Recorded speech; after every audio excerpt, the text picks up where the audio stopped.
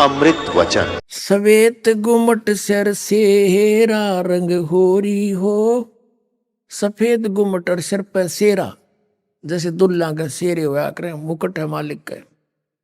सवेत गुमट सिर सेरा रंग होरी हो, और झलके किरण अनंत राम रंग होरी हो। सोन सलैली सैल है रंग होरी हो, पावन अटके पपील राम रंग होरी हो। कौन जुगत से पाई ये रंग होरी हो, सतगुरु के उपदेश राम रंग होरी हो। अब कहा कि किस कैसे उसको प्राप्त करें, कौन युगत से, कौन साधना से उसको पावें, क्या युक्ति है उसके पाने की। उत्तर भी आप ही दे दिया कि सतगुरु कहे उपदेश राम रंग होरी हो, कि सतगुरु मिले और फिर वो आपको उपदेश दे। पुण्यात्माओं, ये अभिमान ना समझना, यथार्थ ज्ञान जानना कि इस पृथ्वी पर सतगुरु नहीं, इस दास के अतिरिक्त।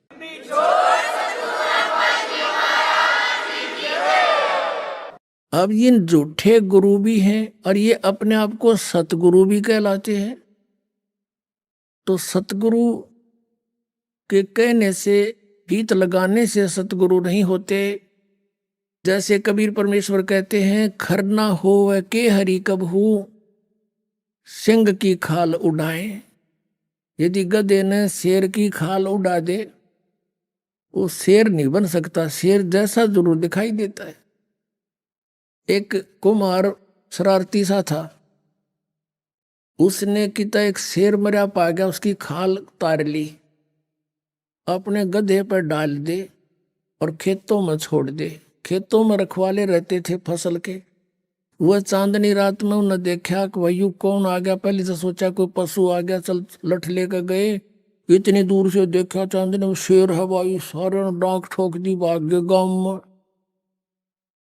अब वो छक्के खा के खेती अपने सामने, वो सुबह सुबह वक्त से कुमार फिर आके ले जाए उसने। ऐसे कई दिन बीत गए, बहुत सा नुकसान भी हो गया। तो वो कहने लगे, अब गांव में चर्चा चली, आसपास के गांव में भी चर्चा गई कि भाई एक शेर आवे है और खेती घना नुकसान करे। और तो एक कुम्हार ने सुन ली, उसने सोचा भाई खेती, शेर खेती तो नहीं खा सकता, फसल तो खाता ही नहीं वो। फिर वो समझ गया कोई कुम्हार की जालसाजी है। उसने कहा, उस शेर को की पहचान तो मैं करवा दूंगा। तो गांव वाले बोले, वे कैसे? कि मेरे साथ चालो। रखवाले बोले, ना भाई, रात के समय हम नहीं जाओ। उसने उनको समझा बुझा के, तुम वृक्षों पर चढ़ जाइयो और मैं भी तेरे साथ चढ़ जाऊंगा, कुछ लीला करना चाहूँ, मेरी सहयोग दो। चल भाई। वो अपने 5-4 गधे आके ले गया उड़े, और वो छोड़ दिए फसल तो बाहर बनी में थोड़ी सी दूरी पे, और वो चढ़ गए वृक्षों पर। अब उसको भी डाउट था कि सचमुच शेर हो। तो थोड़ी सी देर में वो शेर आ गया, सब लोगों को देखो वो आ गया, वो आ गया। वो खाने लग रहा, खेती फसल खाने लग गया। अब थोड़ी सी देर में वो गधे जो थे, उन्होंने बड़े सुर अपने लागे, हर हर कर हो। तो उधर से वो शेर का भी उठी कोकू कोकू की ही, वो भी ला गया वहां से हुचू करता उड़ा दिया। और वह खाल खोल उतर गई, पड़ गई कितना वो भाईचारा में आगे खड़ा हो गया। तब वो उनकी मत्स्य बधी कुमार ने तो पहचान दिया कि जो कति सागी गदाए है। नीचे उतर का आया, नो बोला, यो रहा थारा शेर भाई। फिर वो जिस कुमार का गधा था उसको फिर पंचायत ने दंड लगाया, बेतने या के सोची नालायक, कितना नुकसान कर दिया, तू ले लेता थोड़ा बहुत तूड़ा इसकी खातर, घुस ले लेता हमारे से चारा। तो कहने का भाव ये है कि गधे और शेर का बोली तो मेरा पटेगा, सतगुरु का पता नकली और असली का इस ज्ञान से पता चलेगा। ये बोली है, बोली से पता चलेगा कौन सतगुरु है, कौन सतगुरु नहीं है, कौन नकली है, कौन असली है।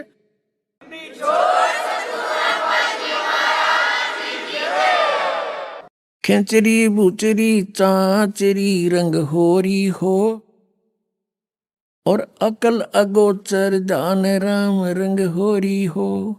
उन मणि घर आसन करो रंग होरी हो, वो पावे पद निर्वाण राम रंग होरी हो।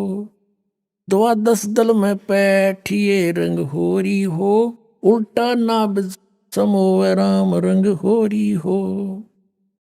तिरकुटी भंवर गुंजार ही रंग होरी हो, और स्वर्ण कलश को है रंग होरी हो। अमृत धारा बरस ही रंग होरी हो, ये पीव संत सुजान राम रंग होरी हो। फिर क्या बताते, नाम की सरवर ए नहीं रंग होरी हो, ओता मूल उचारे राम रंग होरी हो। कहते हैं कि ये चाचरी भूचरी खेचरी उन्मनी, इनसे मालिक प्राप्ति नहीं है। नाम की सरवर है नहीं रंग होरी हो, यानी नाम की बराबरी कुछ नहीं कर सकता नाम से जो लाभ होगा।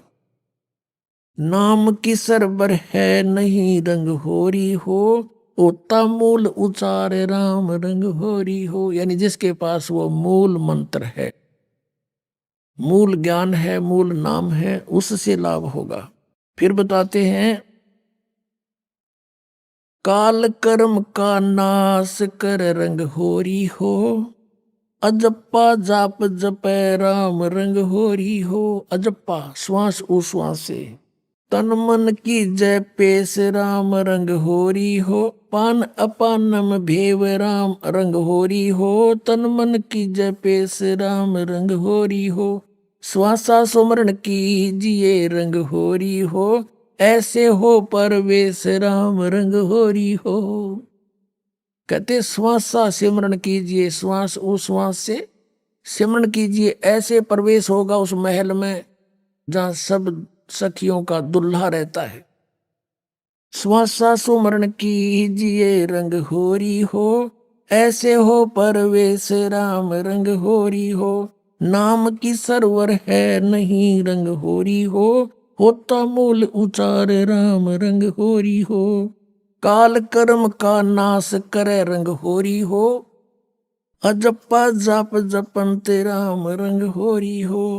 ओम सोहम नाद भरे रंग होरी हो, ये परख नवेला कंत राम रंग होरी हो।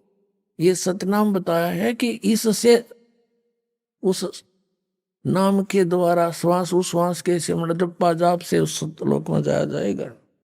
मन राजा खेलण चला रंग होरी हो, पर पटन की सैल राम रंग होरी हो।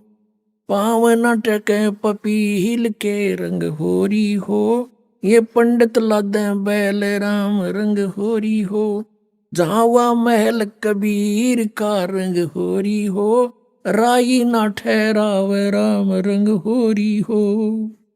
चार वेद पंडित पढ़ा रंग होरी हो, ये 52 अक्षर लेख राम रंग होरी हो। वो अक्षर याम नहीं रंग होरी हो, वो रहे सतलोक में राम राम रंग होरी हो। इसमें क्या बताया है कि इन तुम चारों वेदों में वो मंत्र नहीं है जिससे परमात्मा मिले। कबीर साहब कहते हैं, वेद हमारा भेद है, मैं ना वेदन के माही, और जौन वेद से मैं मिलूं ये वेद जानते नहीं। वो वेद कौन सा है? सूक्ष्म वेद, उसमें परमात्मा के पाने का विधान सतनाम लिखा है क्लियर। इन वेदों में वो सतनाम नहीं है। परमात्मा कहते हैं, सो हम शब्द हम जग में लाए, और सार शब्द हमने फिर भी गुप्त छिपाए। कागज कलम कलेश है रंग होरी हो, वहां स्याही का नहीं काम राम रंग होरी हो। तारंग मंत्र लीजिए रंग होरी हो, तारंग मंत्र पार करने वाला मंत्र ले ले। कौन सा? तारंग मंत्र लीजियो रंग होरी हो, यो सतनाम का नाद राम रंग होरी हो। वो सुकृत नाम उचार है रंग होरी हो, वो लीला अगम अगाध राम रंग होरी हो। सोहम ऊपर और है रंग होरी हो। सत सुकृत एक नाम राम रंग होरी हो। कहते हैं इस सोहम से ऊपर भी एक और नाम है जिससे मोक्ष होगा। ओम सोहम मध्य है रंग होरी हो। वो मूल मंत्र पावे राम रंग होरी हो। कहते इन मंत्रों से भी अलग वो एक और सार नाम है, मूल मंत्र है, वो नहीं मिलाते, ये भी यूजलेस है। ओम आनंदी लहर है रंग होरी हो। ये सोहम मुक्ता संद राम रंग होरी हो। अपनात्मा ये है सूक्ष्म वेद, जो इस चारों वेदों से भी जटिल ज्ञान है, हर सिंपल लैंग्वेज में। ज्ञान का और लैंग्वेज का कोई मेल नहीं होता। वही ज्ञान किसी भी लैंग्वेज में हो, पर उस ज्ञान के का जानकार तत्वदर्शी संत हो, वो सब साफ कर देता है, समझ लेता है। श्रीमद् भगवद गीता अध्याय नंबर 8 के श्लोक 13 में गीता ज्ञानदाता कहता है कि अर्जुन, ओम इति एकाक्षरम ब्रह्म व्यवहारण मामन समन्वय पर्याति तजन देहम सयाति परमाम गतिम। मुझ ब्रह्म का केवल एक अक्षर ओम है, नथिंग एल्स। और जो इसका अंतिम सांस तक सिमरन करता हुआ शरीर छोड़कर जाता है तो परम गति को प्राप्त होता है। कौन सी परम गति? जो ओम से होने वाली परम गति है। ओम से कौन सी परम गति होगी? ब्रह्मलोक प्राप्ति होगा। ये ब्रह्म की का जाप है। और ब्रह्मलोक में गए हुए प्राणी भी पुनर्वर्ती में है, जन्म मृत्यु होता है, ये पूर्ण मोक्ष नहीं होता।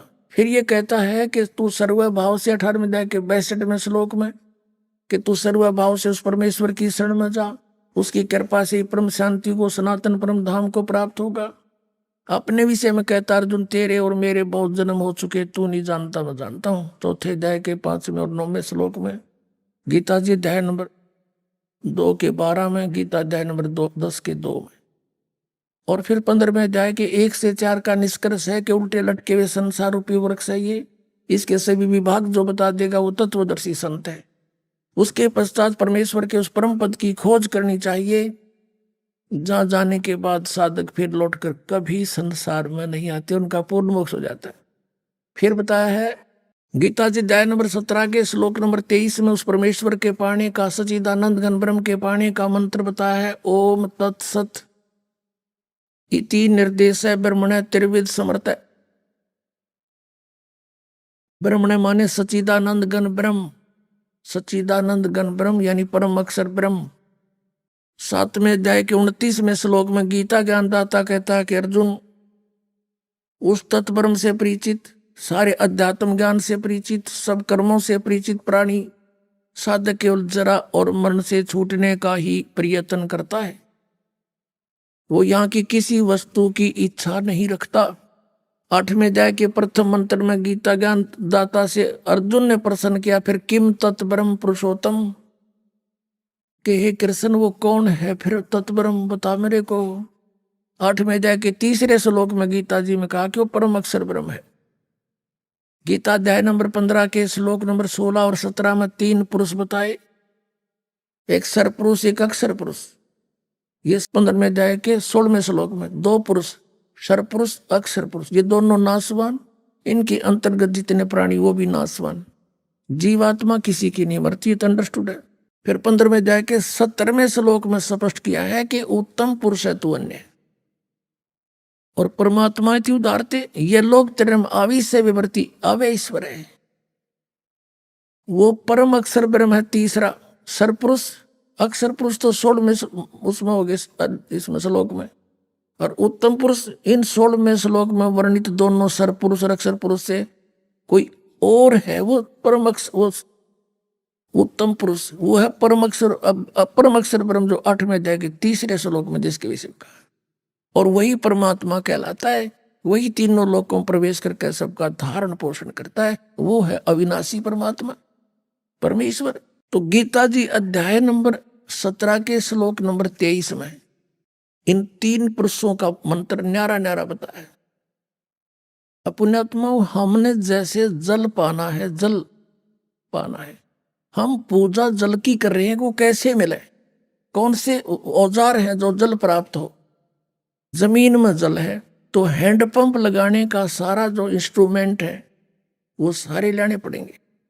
और फिर वो कोई पूजा नहीं कर रहे हमें, वो तो हम पूज्य वस्तु को पाने के लिए मेहनत कर रहे हैं, मजदूरी साधना कर रहे हैं। तो उस परम अक्षर ब्रह्म को यानी सच्चिदानंद घन ब्रह्म के पाने का ओम तत् सत यानी उस सतलोक में जाने का, उस परम पद में, परमेश्वर के उस परम पद में जाने का, जहां जाने के बाद फिर कभी लौटकर संसार में नहीं आते, वो ये साधन है, ये साधना है। ये ओम तत्सत कोई पूजा नहीं या मजदूरी है उस जल के पाने के लिए। ओम ब्रह्म का, सरपुरुष का, इस ओम नाम के जाप से 18वें अध्याय के 66वें श्लोक में ये ब्रह्म गीता ज्ञानदाता श्री कृष्ण में प्रवेश करके बोल रहा है। ये कहता कि सर्वधर्मान परित्यज्यमाम एकम शरणम व्रज, मेरे सतर की जो पूजाएं हैं ब्रह्म सतर की, उनको मुझे छोड़ दे और उस एकम माने उस सर्वशक्तिमान जिसका बराबर दूसरा नहीं है उसके पास जा, फिर मैं तुझे सब पापों को छोड़ दूंगा, मुक्त कर दूंगा, तू चिंता ना करे। अब हमने किसी का कर्जा ले रखा, कर्जा उतरा नहीं तो उसने मजदूर बना लिए, और हमारा किसी अच्छे साहूकार से जो है ना मेल हो गया और उसने उसका कर्जा दे दिया, ले भाई छोड़ इसको, मैं ले जाता हूँ। वहां मजदूरी करें, फिर वहां बैठा दिया पंखे के तले नीचे, कलम दिवा के, ले बेटा कराड़ा बढ़िया नौकरी, दोगुना दूंगा तनख्वाह तुझे, तो वो आप पे छोड़ देगा, फिर मजदूरी नहीं कराएगा, उसका पैसा मिला। तो हम ओम नाम के जाप को, ब्रह्म के जाप को, ब्रह्मलोक में नाश कराते थे इस कमाई को, और ये पांचों यज्ञ जो करते थे ये भी यही उसी ब्रह्मलोक में खा लेते थे देवता बनकर। तो अब हम इस ओम, इन मंत्रों के प्रतिफल में कुछ नहीं लेंगे, इसकी पूंजी नो की नो दे देंगे, अक पकड़े अपनी तो छोड़ मारा पीछा। 18वें अध्याय के 66वें श्लोक का ये अर्थ है कि गीता ज्ञानदाता कहता कि मेरे सतर की सभी धार्मिक पूजाएं सर्वधर्मान परित्यज माम एकम शरणम व्रज, मेरे सतर की सब पूजा मुझे छोड़ दे, उस एक जिसके बराबर दूसरा नहीं, उस परम अक्षर ब्रह्म की शरण में जा। और इन्होंने व्रज माने आना कर रखा सारे अनाड़िया ने, किसी ने कख का पता नहीं था, सारा सदग्रंथों का अनर्स कर डाला, भोली जनता को गुमराह कर दिया। और इंग्लिश वर्ड का अर्थ गो हो कोई, उसका अर्थ कोई कम कर दे, आना कर दे, कितनी बुद्धिमता करी उसने। वर्ज माने जैसे गो माने जाना होता है, इंग्लिश वर्ड है, और उसका किसी सेंटेंस को ना समझ के अनुवाद करता, उसका अर्थ आना करता है, तो वो महामूर्ख है। किसी भी सर्कमस्टांस में गो बीन कम आना नहीं हो सकता। अरे न कर रख्या, या थोड़ी सी एक झलक दिखानी पड़ेगी, अब पता चलेगा ज्ञानी और अज्ञानी का, सतगुरु और झूठे नकली और सच्चे सतगुरु का। ये है श्रीमद् भगवत गीता, गीता प्रेस गोरखपुर से प्रकाशित, अनुवाद करता है जय दयाल गोविंद का। अब हम आपको श्रीमद् भगवत गीता अध्याय नंबर 18 का श्लोक 62 दिखाएंगे।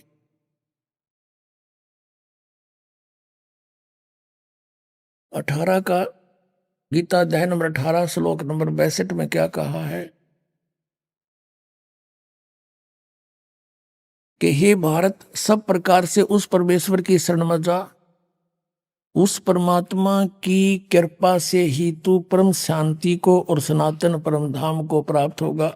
अब यहां तो ये लिख गए गच्छ माने जा, इसका सब ने बेरा था गच्छ माने जाना, तो नहीं छुपा सके। आगे देखो अध्याय नंबर 18 का और श्लोक नंबर 66 देखते हैं।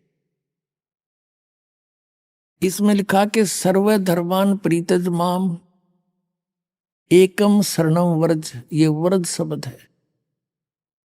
अहम तवा सर्व पापे भ्या मोक्षामी मासुच, ये गीता ज्ञानदाता कहते। इन्होंने क्या अनुवाद किया है कि संपूर्ण धर्मों अर्थात संपूर्ण कर्मों, कर्तव्य कर्मों को मुझ में त्याग कर तू केवल एक केवल एक मुझ सर्वशक्तिमान सर्वधार की शरण में वर्ज माने आ जा।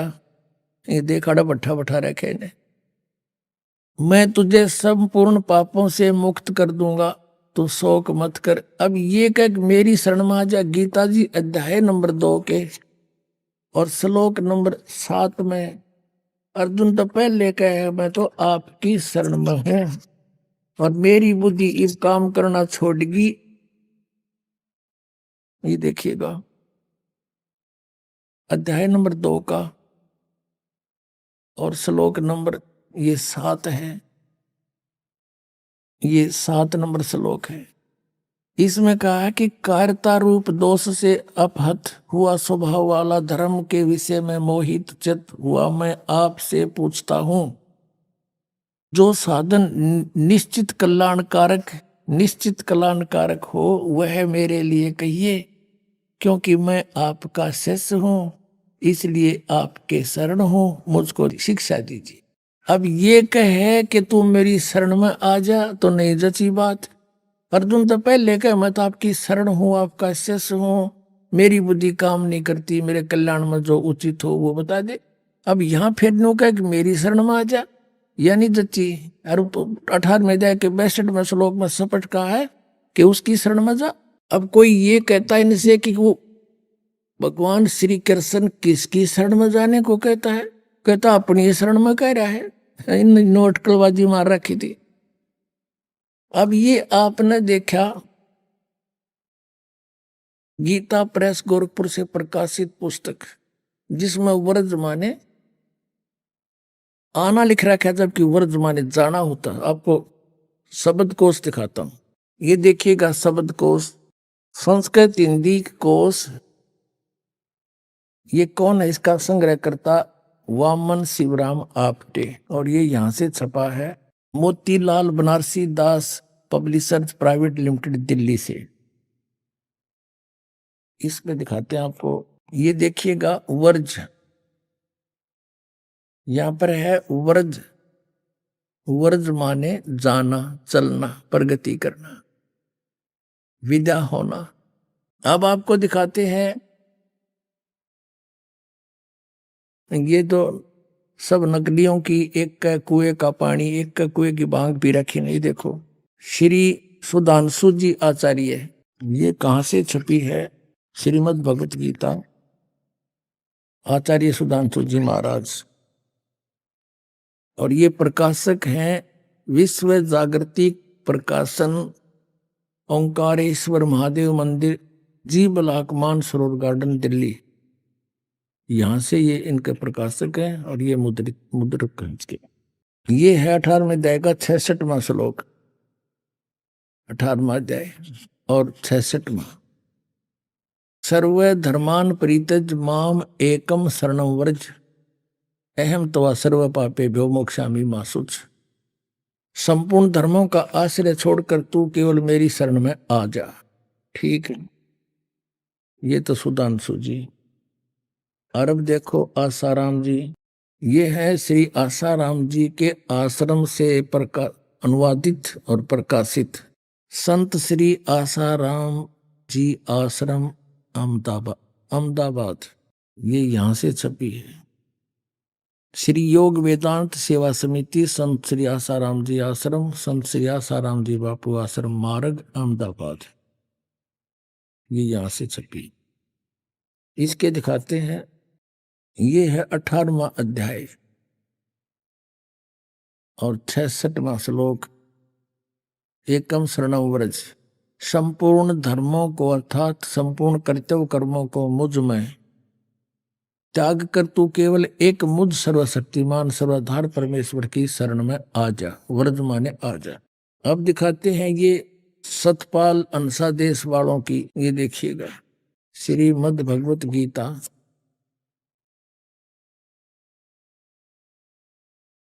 अनुवादक हैं ब्रह्मलीन महात्मा सत्यानंद, महात्मा सर्वज्ञानंद आदि, संपादक अंसादेश, प्रकाशक मानव उत्थान सेवा समिति 2/12 पंजाबी विभाग नई दिल्ली से।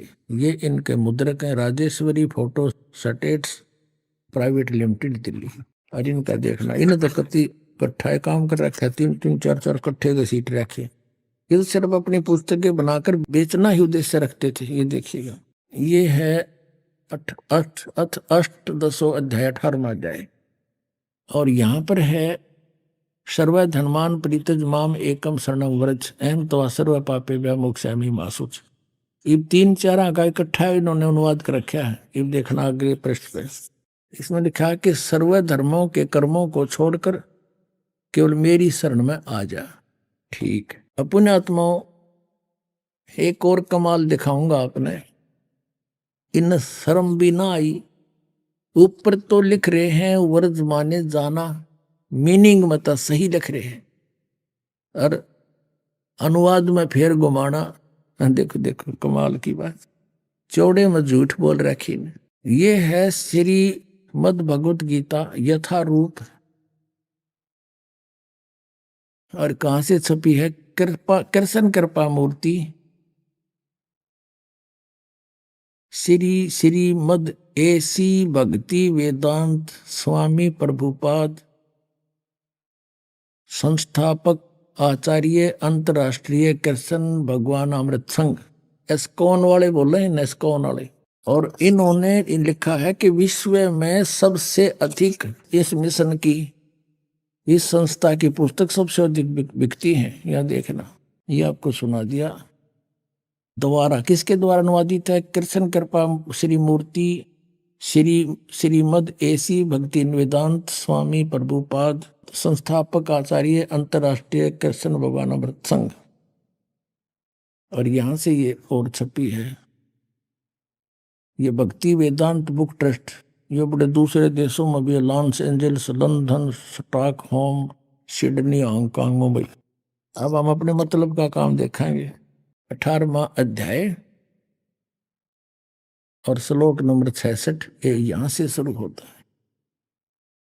सर्व धर्मान परित्यज माम एकम शरणं व्रज अहम तवा सर्व पापेभ्यो मोक्षयामि मा शुच। इसका अनुवाद किया है यहां पर। देख कमाल कर रखे इन्होंने। ये है शब्दों के अर्थ। सर्वधर्मान समस्त प्रकार के धर्म, परित्यज्य माने त्याग कर, माम माने मेरी, एकम माने एक मात्र, शरणम माने शरण में, व्रज माने जाओ। ठीक है, या तो बिल्कुल सही लिखा है इन्होंने, बुद्धिमता दिखाई। व्रज माने जाना, और मेरी शरण में जाओगा अर्थ क्या है? अब यहां देखना, ये अनुवाद है इनका, समस्त प्रकार के धर्मों का परित्याग करो और मेरी शरण में आओ। अरे वाह शेरो।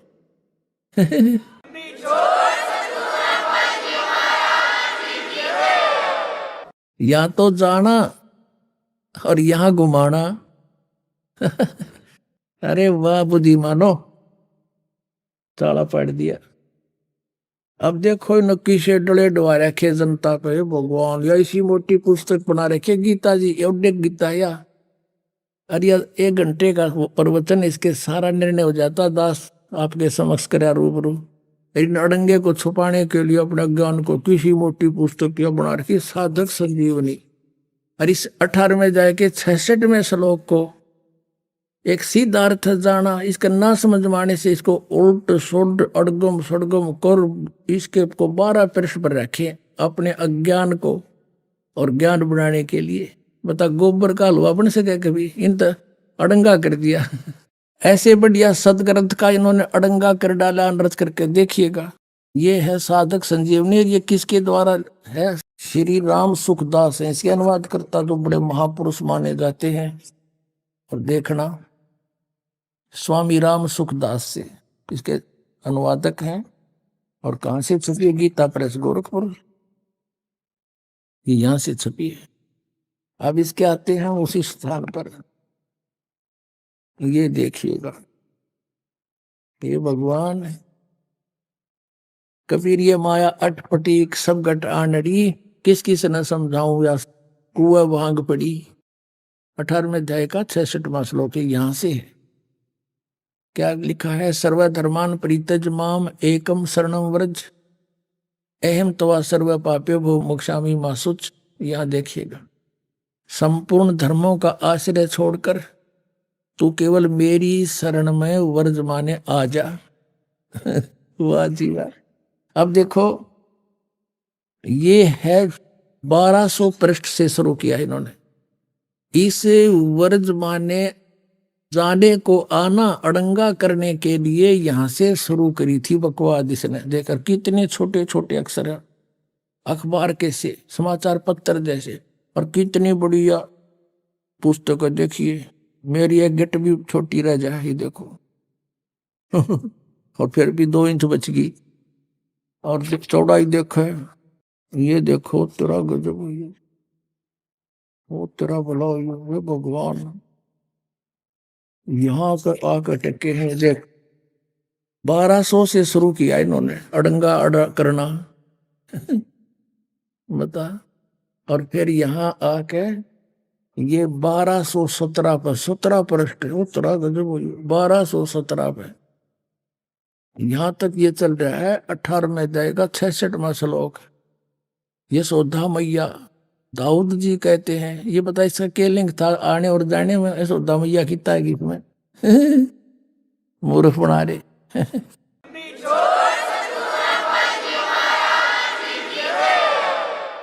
ये मारे बना गए यशोदा मैया। सारे भूत बनवा दिए मारे। अब गीता जी में कहीं भी नहीं लिखा हरे राम कृष्ण कृष्ण हरे हरे राधे राधे श्याम मिला दे। है ये कोई मंत्र? ये कहां से लाइए? शास्त्र विदिता का मनमान आचरण है। और गीता जी अध्याय नंबर 16 के श्लोक 23 में कहा कि शास्त्र विधि को त्याग कर जो मनमान आचरण करते हैं उनको ना तो सुख हो, ना उनकी गति हो, ना कोई सिद्धि प्राप्त हो, यूजलेस। फिर कहा कि अर्जुन तेरे इसलिए इससे तेरे लिए कर्तव्य की अवस्था में सदग्रंथ ही प्रमाण है, उनसे बाहर कोई भी मंत्र जाप मत कर लिए, ना तो बिरान माटी हो जाएगी। और ये सारे इस्तेमाल करा आउट ऑफ सिलेबस पढ़ा रहे हमारे को।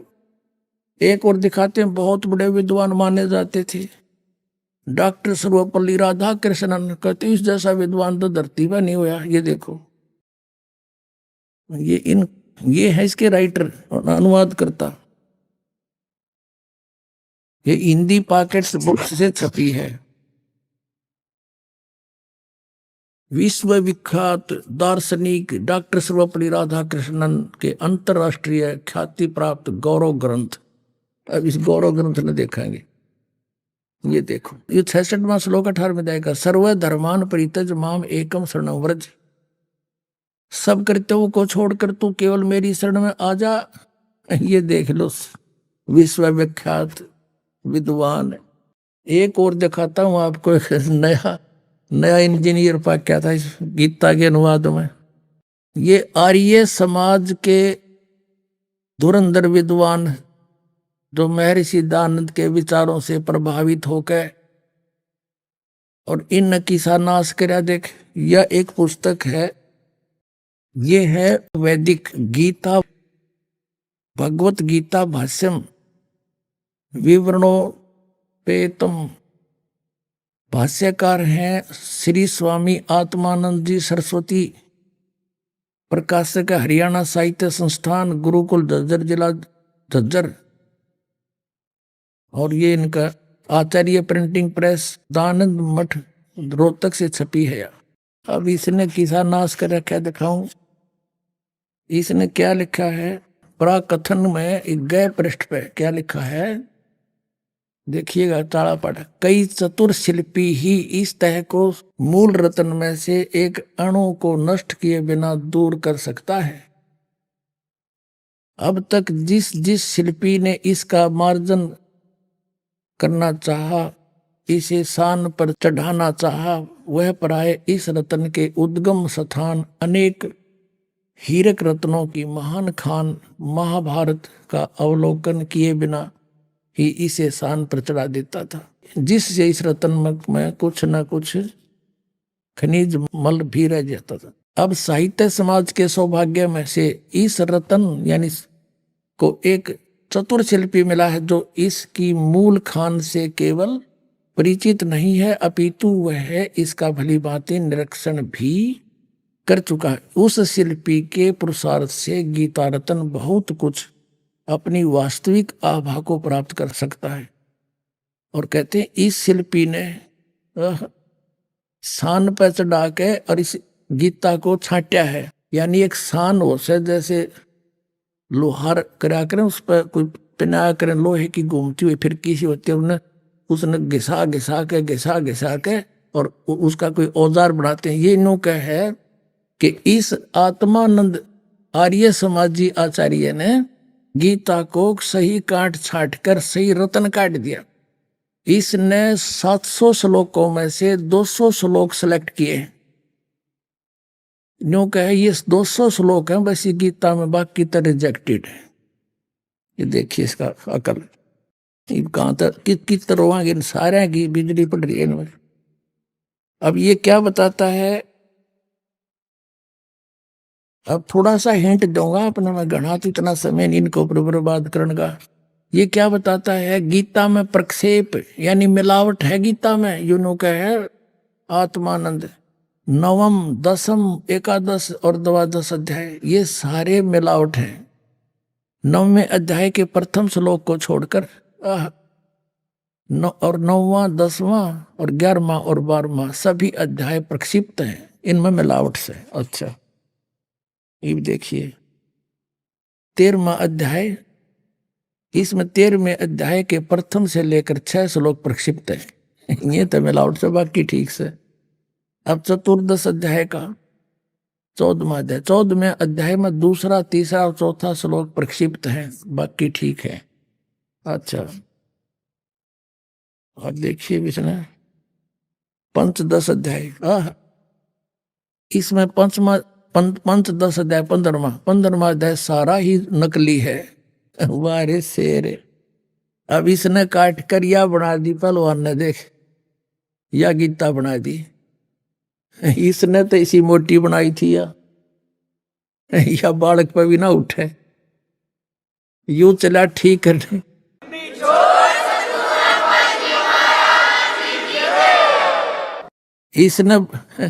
इसने बना दिया कॉमिक्स, नौकैया ओके है। एक राजा ने मकान बनाना था, एक मंत्री की ड्यूटी ला दी वजीर की। वजीर ने बहुत बढ़िया कारीगर ढूंढा, खाती कारीगर, उससे कहा भी तो बढ़िया मकान बना दे राजा का, और ओके सामान ला दिए, पैसे की चिंता मत करना, कहते मेरा बड़ा हट मरवा दे। ओ मिस्त्री बोला जी ठीक है। वो ला बढ़िया अपने लकड़ी सतीर लिया, बढ़िया बढ़िया छाट कर क्या के चंदन के। एक बहुत बढ़िया सैतीर लिया था वुडन बीम, और अच्छा 20 फुट लंबा, 17-18 फुट लंबा, और अच्छा ऐसा मोटा और नो बहुत सुंदर। और कड़ी वड़ी ले आया, और राज तय लाग गया चुनाई करने। उस कड़ी और सैतीर को रखवा के एक और दूसरे मकान में राजा के में, मंत्री ने सोचा भाई राजा का काम है और कहीं कोई चीज त्रुटि युक्त ना हो, किसी और मिस्त्री ने कारीगर ने और दिखा लूं। पता पूछा भाई कोई अच्छा सा कारीगर हो, जानकार हो लकड़ी के बारे में। पता चला जी ऐसे ऐसे है, तो उसको बुलाया और कारीगर को उसने उसको आके देखा भी देखना ये कड़ी लाए हैं, ये सतीर लाए हैं, ओके है कि नहीं। अब उसने सोची जैतने ओके कह दी तो उस कारीगर की महिमा बनी जाएगी। ने बोला जी इस सतीर में तो बहुत नुक्स है, ये तो देख गुणिये में कोनी न्यू और न्यू है। अब वजीर ने सोची भाई बात बिगड़ गया तो फिर राजा डांट मारेगा। ने बोला जी इसने गुणिये में कर दे। वो रंदा ले रहा था साथ में, दे गदाए गद, दे गदाए गद, एक एक इंच तार दिया चारों तरफ से। ने बोला जी देख वो चमक गया। और वजीर ने सोचा भाई जमात तो बहुत बढ़िया बन गया भी था। उसने सोची एक और ने दिखा लो, कदे फिर भी चूक रहेगी वो। एक और ढूंढ लिया बढ़िया सा। उसने पूछा भाई यो सतीर ठीक है? बोला ना जी तो कति खराब है, बांगा टेढ़ा है। बोला वह कर ठीक है।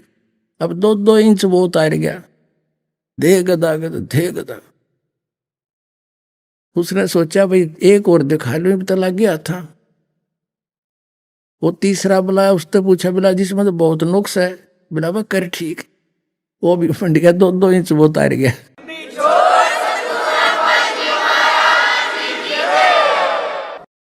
कहने का भाव ये है, वह कड़ी बना के धरती सा तीर की, उस पिल उड्डन बीम की कड़ी बनेगी चारों तरफ से छोल छोल के।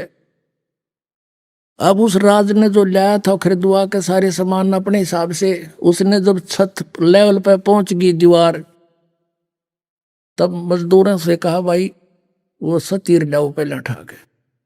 वो गए सतीर ने, बोला 8-7 जने जाओ।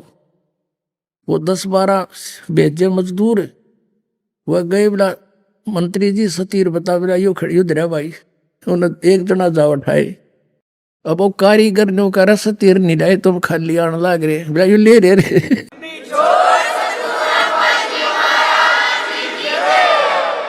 अब वो उसका जच्चा के ऊपर सतीर इतना होया करे। वो फिर वहां गया जहां पर रखा हुआ था, वहां देखा वो पड़ा बुरा दानेरा, वो छोड़ रहा क्या। फिर मंत्री जी से बात करी, कहने लगे जी उस सतीर का यू किसने के कर दिया। ने बोला वाह भाई वाह, तू अच्छा आदमी, मन मरवा हो क्या, ये सारा बिगाड़ रखा था, ये ओके ओके करवा दिया। तो इस वैदिक गीता ने तो सतीर की कड़ी बना दी, ओके कर दिया यो। निरंजन धन तेरा दरबार, निरंजन धन तेरा, जहाँ पर तनिक ना न्याय विचार, जहाँ पर तनिक। निरंजन धन तेरा दरबार, निरंजन, जहाँ पर तनिक ना न्याय विचार। वैश्या ओढ़े मुल मुल खासा, गल मोतियों के आर, वैश्या ओढ़े मुल मुल खासा, गल मोतियों के आर। पतिव्रता को मिले न खादी, सूखा नरस आहार, निरंजन धन तेरा दरबार, निरंजन, जहाँ पर तनिक न न्याय विचार, जहाँ पर। भाई पाखंडी की पूजा जग में, संत को कहें लबाड़े, पाखंडी की पूजा जग में, संत को कहें लबाड़े। अज्ञानी को परम विवेकी, ज्ञानी को मूढ़ गंवार, निरंजन धन तेरा दरबार, निरंजन, जहाँ पर तनिक न न्याय विचार।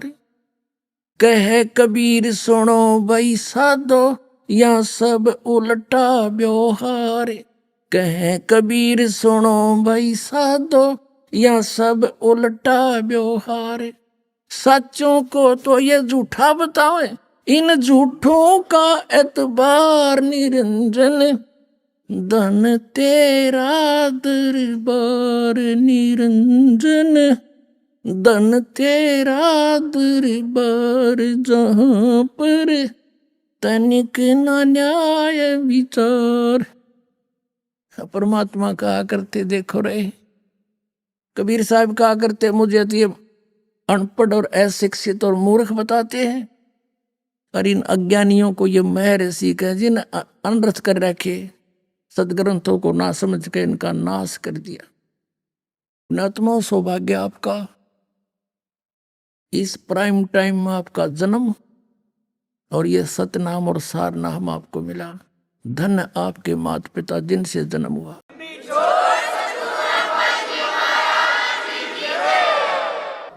पुण्यात्माओं, सत्संग में आने से प्राणी को ज्ञान होता है।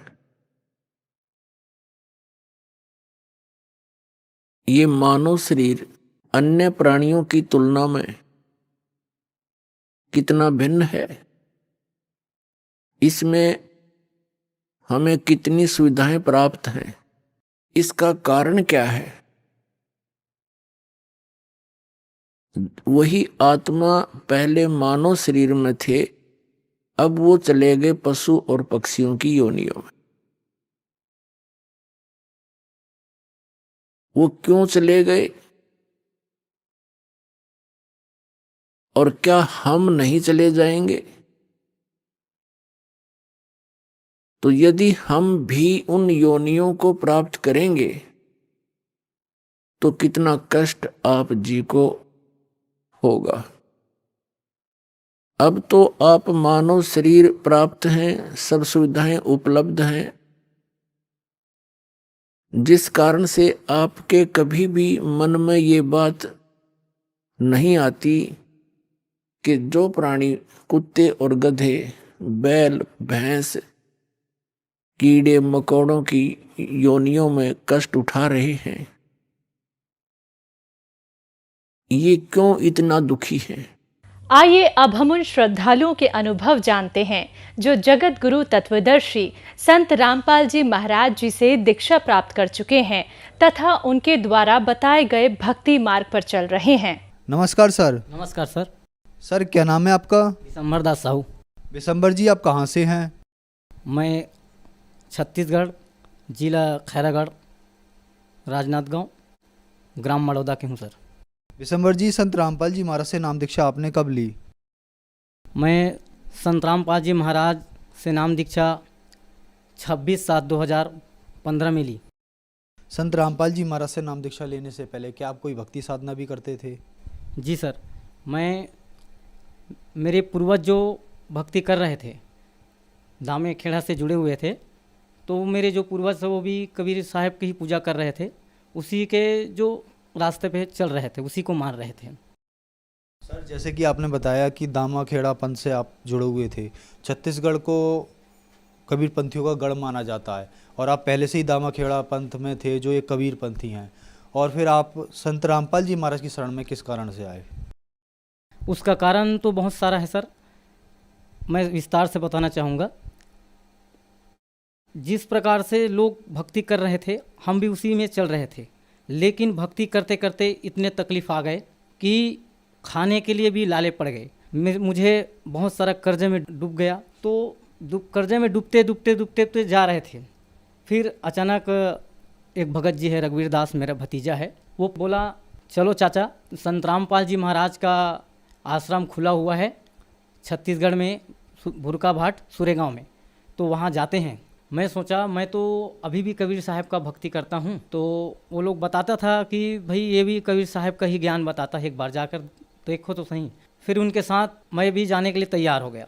मैं सिर्फ इस कारण से गया था कि वहाँ यहाँ जो मंत्र दिया हुआ है, जो दामे खेड़ा से मंत्र प्राप्त किया था, वो तो कुछ इसको जाप करना है क्या नहीं करना कुछ नहीं बताया, लेकिन मैं वही उसी कारण वहाँ गया कि ये क्या मंत्र देता है, ये भी कबीर पंथी है तो अलग से कोई मंत्र देता है क्या, ये जानने के लिए मैं सिर्फ गया वहाँ पे। भुरका भाट सुरेगांव संत रामपाल जी महाराज का नामदान केंद्र है, खुला था वहाँ पे।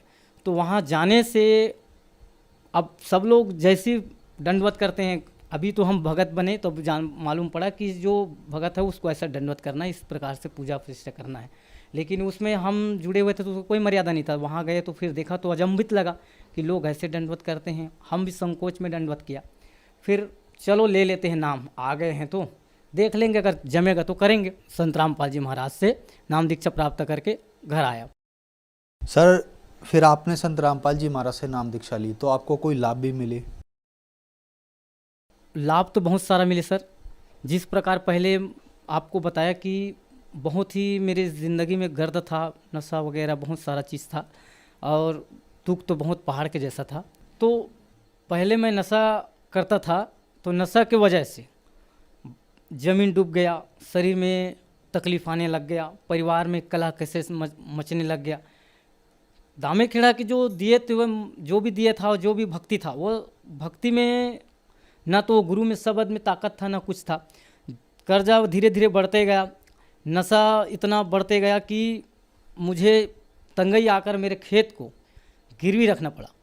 गिरवी रखने के बाद धीरे धीरे कर्जा बढ़ते गया, मन रातों रात मुझे नींद नहीं आता था, बहुत ही तकलीफ़ में जीवन गुजार रहा था। तो बताए कि आप एक बार यहाँ चलो, दीक्षा लो। फिर मैं साथ में उन लोग के साथ गया भूरका भाट सूर्यगांव नामदान केंद्र। वहाँ से संत रामपाल जी महाराज से दीक्षा प्राप्त किया। प्राप्त करने के बाद फर्स्ट लाभ मुझे ये हुआ सर कि मेरे शरीर में बवासीर का बीमारी था जो लगभग 10-15 साल से चल रहा था। बवासीर का बीमारी का इलाज मैंने डॉक्टरों के पास कई बार करवाया। थोड़ा सा आराम होता था फिर उठ जाता था, थोड़ा आराम होता फिर उठ जाता, ऐसे ऐसे उसको मैंने लगभग 15 साल तक झेला। फिर संत रामपाल जी महाराज से दीक्षा लेने के बाद 6 महीना मंत्र की जाप मैंने किया। तब मुझे जाकर पता चला कि यहाँ जो मैंने भक्ति पाई है उसमें भी कुछ शक्ति है। उससे धीरे धीरे मेरा शरीर ठीक होने लग गया। फिर कर्ज था, कर्ज के बारे में मुझे नींद नहीं आता था। मैं जुड़ तो जा गया था परमात्मा के शरण में, आ गए संत रामपाल जी महाराज के शरण में, तो भी से अब कर्जा तो बहुत सारा भारी है, पहाड़ के जैसा सर पे पहाड़ अगर किसी को डाल दिया जाए तो उसको नींद कहाँ से आएगा, तो नींद नहीं आता था। फिर मैंने एक दिन माइल स्टोन में गाड़ी चलाता था, तो मैंने फिर दोपहर में परमात्मा से ऐसे याद करते करते सो गया, नींद आ गया। जब मुझे नींद आया तो मेरी गुहार उस परमात्मा ने सुन ली। संत रामपाल जी महाराज ने मुझे दर्शन दिया दोपहर में और कहा कि बेटा तेरा कर्जा बहुत ही जल्द खत्म हो जाएगा। फिर जब परमात्मा की शरण में मैंने जब भक्ति लगाई दृढ़ निश्चय से, परमात्मा ने मुझसे इतना रहम किया। रजिस्ट्री के लिए अब तैयारी हुआ। 6 महीने के बाद रजिस्ट्री करवाने के लिए मैं रजिस्ट्रार पे पूछा। जब ब्लॉक में रजिस्ट्रार से पूछा कि कितना पैसा लग जाएगा रजिस्ट्री के लिए, तो उसने बताया कि 52,500 रुपये आपको रजिस्ट्री के लिए खर्च लगेगा। मेरे पास सिर्फ 30,000 पैसा था, बाकी मैंने कर्जा पे अब लाया, कर्जा पे लाया और मालिक से गुहार लगाया कि परमात्मा मैं तो निर्धन हूँ, गरीब हूँ, आपकी दया से अगर ज़मीन मेरा वापस हो जाए मालिक, यही बहुत बड़ा बात है। फिर मालिक से दंडवत करके हम लोग रजिस्ट्री करवाने के लिए निकल गए। वहाँ रजिस्ट्रार पे पहुँचा, मालिक से दुआ मन ही मन संत रामपाल जी महाराज से दुआ मांगता था कि परमात्मा जिस कर्जा में डूबा हूँ उसी कर्जा में फिर से पैसा लाया हूँ, परमात्मा रहम करना। फिर मालिक ने ऐसा रहम किया कि वहाँ रजिस्ट्रार में जाने के बाद मैं पूछा कि भैया यहाँ कितना पैसा लग जाएगा, अगर कम पड़ जाएगा तो मैं पैसा लेके आया नहीं हूँ। तो सामने वाले बोले, रजिस्ट्रार में जो बैठते हैं वो बोले कि एक बार मैं चेक कर लेता हूँ। चेक करने के बाद बताया कि आपको सिर्फ 32,200 रुपये लगेंगे, बाकी पैसा आपका बच जाएगा। परमात्मा की इतना कृपा बना कि 32,200 रुपये में मेरा रजिस्ट्री हो गया। बाकी जो कर्जा में लाया था वो पैसा मैंने वापस कर दिया। और एक बार खेत से आ रहा था, मेरे छोटी वाली गुड़िया थी, उसको मैं गाड़ी में बैठाया था। गुड़िया जो है गाड़ी के इस पार पलट गया, पलटने से उसके हड्डी यहाँ का टूट गया। हड्डी टूट जाने के बाद फिर एक खैरागढ़ में डॉक्टर भी है और वैद्यराज भी है, तो उनके पास मैं लेके गया। सभी लोग अब उनके पास जाते हैं, इसलिए मैं उसके पास चला गया। जाने के बाद उनको इलाज कराने के लिए, तो वहाँ पे पूछा कि भैया आप ओझा काम थोड़ी करते हो, तो वो बोलते हैं कि मैं डॉक्टर भी हूँ और ओझा भी हूँ। तो मैंने उसको बोला कि भाई आप पट्टी बस बांध दो, तो नहीं फूकना पड़ेगा। मैं बोला भैया आप पट्टी बस बांध दो, इसमें इलाज हो जाएगा। उससे मैं दवाई लेके आ गया और बोला कि मैं आज के बाद न तो मैं कभी संत रामपाल जी महाराज के चेले न तो ओझे के पास जाते हैं, न किसी की ज़रूरत पड़ता है, आज के बाद मैं आपके पास नहीं आऊँगा। आने के बाद घर पे परमात्मा संत रामपाल जी महाराज से अरदास लगाया कि हे संत रामपाल जी, आप ही इस बच्ची को ठीक करेंगे, दूसरे बार दोबारा मैं उसके पास नहीं जाऊँगा। फिर ऐसा ही हुआ, संत रामपाल जी महाराज ने इतना चमत्कार किया कि मेरे बच्ची को दोबारा उस डॉक्टर के पास ले जाना नहीं पड़ा। डॉक्टर ने बता दिया कि बच्ची का ऑपरेशन करना पड़ेगा, हड्डी टूट गया है बीच से, अक्सरा करवाया तो पता चला। फिर मैं वहाँ से आके प्रार्थना लगाई संत रामपाल जी महाराज से। फिर प्रार्थना लगाने के बाद संत रामपाल जी महाराज ने मेरे बच्चे को 1 हफ्ते में ही ठीक कर दिया और ना ही मुझे ऑपरेशन करवाने की ज़रूरत पड़ी। उसके बाद मेरी पत्नी जो स्कूल में काम करती थी खाना बनाने की, मध्याह्न भोजन की, उसको अचानक थनोटी घाव बोलते हैं, कैंसर बोलते हैं, वो कैंसर हो गया। कैंसर उठ जाने के बाद अब हम चिंतित में पड़ गए कि भाई भक्ति तो कर रहे हैं, कहीं ना कहीं हमारा कर्म खराब है। तो स्कूल में जाते थे तो कई लोग उनको बोलते थे कि आप एक काम कीजिए, आप झाड़ फूँक करवा लो, उसमें ख़त्म हो जाएगा। कई लोग बोलते थे कि यार इसको ऑपरेशन करवाना पड़ेगा। डॉक्टर के पास वो गया तो वो डॉक्टर भी बोले कि ऑपरेशन करवाना हुआ है। फिर मैंने संत रामपाल जी महाराज का जो आसन लगाया हुआ है घर पे, उससे मैं दंडवत करके और मेरे पत्नी ने दंडवत करके रोया और कहा कि हे परमात्मा, हमें किसी और के पास जाना ना पड़े, आप ही हमारे सर्वधारी हो, आप ही हमें बचाओगे। ऐसा करके दंडवत करके परमात्मा से अर्जी लगाई।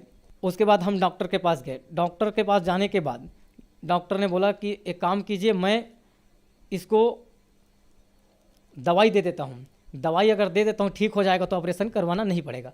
फिर मालिक की दया से, संत रामपाल जी महाराज की दया से 200 रुपये का दवाई लाखों की काम कर गई। ना तो मुझे ऑपरेशन करवाना पड़ा जो बोल दिया था, और वो 200 रुपये का दवाई संत रामपाल जी महाराज के साथ भक्ति करने से पूर्ण रूप से मुझे लाभ हुआ। और खेती बाड़ी में बहुत सारा बरकत दिया परमात्मा ने। संत रामपाल जी महाराज के शरण में आने के बाद मेरे जो खेती में बहुत ही कम धान और चने का उपजाऊ होता था, आज के डेट में संत रामपाल जी महाराज ने मेरे जीवन में इतना खुशियाँ भर दी कि मैं पैसों के लिए तंगाई होता था, आज उस चीज़ का मुझे नहीं है। और संत रामपाल जी महाराज की कृपा से आज पूरी तरह से मेरे ज़मीन पूरा उपजाऊ बना दिया। और लोग कहते भी हैं कि अब तुम्हारा जीवन अलग हो गया, अब तो तुम हम सब से अलग हो गए। ऐसे करके गांव वाले जो हमारे जगत के भाई बहन हैं वो लोग हमको बताते हैं।